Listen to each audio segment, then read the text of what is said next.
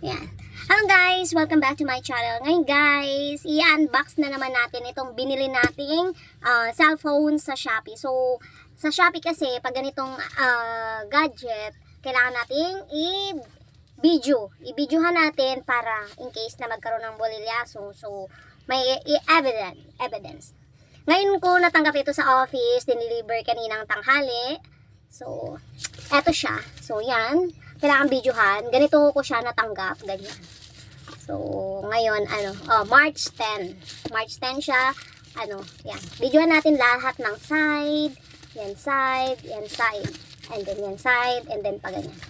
So, ganyan siya guys. Yan. Ganyan siya dumating. So, etong inano ko is galing naman siya sa Honor official store. Cellphone siya na Honor X7D. X7D to guys. Dapat yun ang lalabas dito. So, ganyan natin. Kasi, walang support. Kailangan na bibidyohan lahat ng pangyayari. Para, sure tayo na, ganyan. Ganyan natin. Diba? Ngayon na actually, nakabalot siya. Nakabili na ako last time. So, legit naman siya. Hindi naman siya napalitan.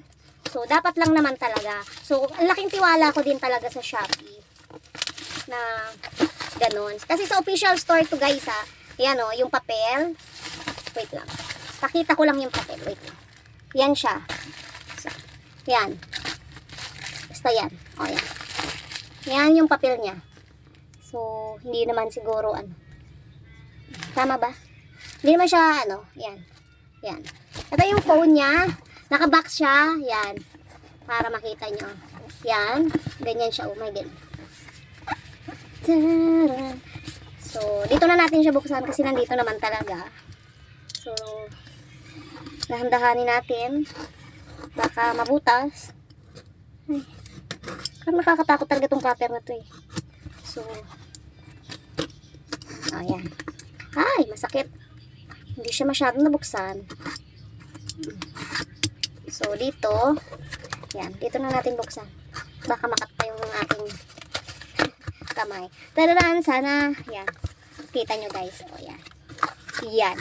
Yan ang laman. Tararan. Ayan. So, yan yung box. Tanggalin na natin. So, naka-bubble wrap pa siya. Naka-bubble wrap siya. Yan. Tanggalin natin yung bubble wrap. Ayan. Para makita natin. Ito. Tararan. Wait lang. Nakakatuwa lang kasi nakadalawa na ako ng cellphone na Honor guys. Yung Honor, yung isa is yung X9B. So ito guys, itry naman natin itong Honor X7B. So yung last time kasi X9B.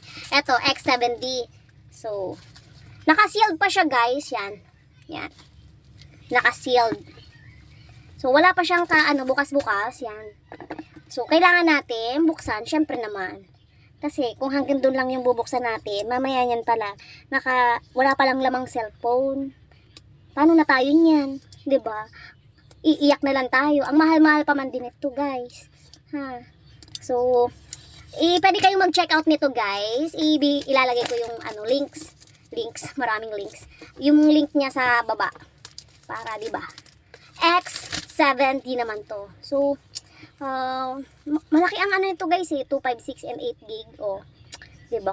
Ocean Cyan. Cyan na cyan talaga. So, yan. So, cellphone naman siya. So, very good. Very good. Ayan. Oh my gosh. 108 MP. So, 108 megapixel siya. Diba? Yan. Buksan natin siya, guys. So, i-reveal ko na nga pala to guys. Ang price pala nito, guys, is 8,999. So, diba? Ito pa yung mga sticker niya.